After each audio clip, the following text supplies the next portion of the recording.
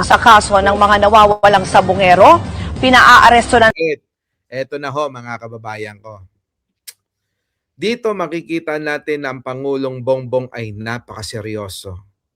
Sabi ko nga sa inyo, si Atong ang untouchable yan. Walang presidente ang umubra dyan.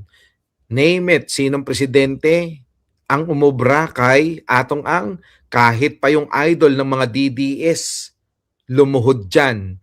Kulang na lang isubo ni Duterte yung kwan ni Atong Ang. Di ba?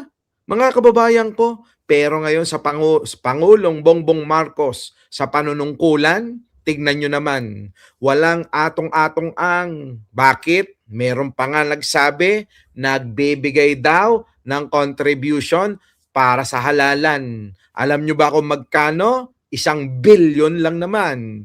Bakit hindi tinanggap ni Pangulong Bongbong Marcos? Kasi alam niyang gagamitin siya niyan. Pero alam nyo, si Digong parang probinsyano na sabik sa karangyaan.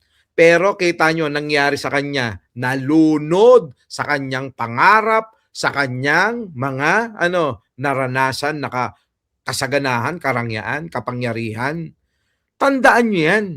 Ang Pangulong Bongbong Marcos hindi ganyan. Hindi lunod sa kapangyarihan, hindi lunod sa karangyaan. Bakit? Naranasan niya na yan.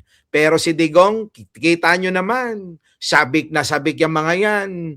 Tingnan mo naman, mula kay Pulong hanggang kay Kitty, kung anong mga itsura niyan. Ha?